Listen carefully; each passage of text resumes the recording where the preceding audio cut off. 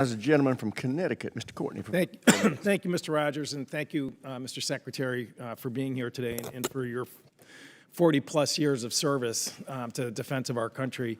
Again, just to sort of walk through one more time about the fact that there was no gap in terms of authorities and who was in control of the department.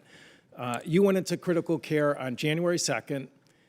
Your staff then executed the law in terms of notifying the Deputy Secretary of Defense that she was in charge, and as a result, I mean, it was seamless. There was just never any moment where there was any absence of authority within the department. Isn't that correct?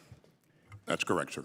And again, it actually was the Armed Services Committee back in 1962 that passed the law that, again, made this process happen, again, without any action, special action of the Secretary of Defense. It's different, actually, than the 25th Amendment of the Constitution, where if a president is going to go under anesthesia or is incapacitated, it actually says in Section 3 of the amendment that there has to be a voluntary surrender. Again, going back to President Reagan, he actually executed documents, filed it with the Congress, notifying that that was going to happen. That's not the way the law works for the Department of Defense. Again, it happens, again, if the Secretary is unable to perform duties, then that's it. The Deputy Secretary is in charge. Isn't that correct? That's correct, sir. And then on January 8th, before even the 30-day review or any of the recommendations, you already moved to put into place a regulation that basically states that this now will be communicated in all instances to the President of the United States, so that the whatever confusion surrounding the lack of communication now has been now codified at the department to make sure it doesn't happen again. Isn't that correct? That's correct, sir. And we had the opportunity to put those procedures in play when I went back to the hospital on February 11th, and it was there was timely notification in a seamless fashion. So speaking of gaps, let's talk about the supplemental, because on February 13th, the United States Senate, actually by a vote of 77 to 21, it was more than the 70 votes that my friend Mr. Smith cited, overwhelmingly endorsed a package which will provide $60 billion to Ukraine, who is in a very dire state today. So 16 days later, we're here in this room. We're thankfully looks like we're gonna move forward on a FY24 final package soon.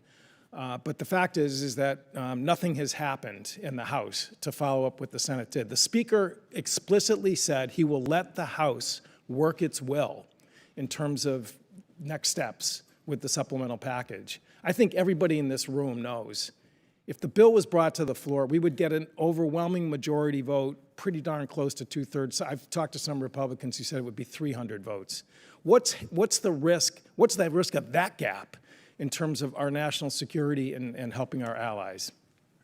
Well, we're seeing the risk play out on the battlefield each and every day as the Ukrainians fight valiantly to defend their sovereign territory. And I would remind everyone that with our support in providing security assistance, they've taken back half of the territory that Russia seized. But each and every day, we see the Russians continuing to push and make incremental gains, and that's very troubling. And without our support, the Ukrainians will be outgunned in terms of artillery, and they'll also be at risk because of lack of adequate air defense. Gentleman's time's expired. Chair now recognizes the gentleman from Ohio, Mr. Turner.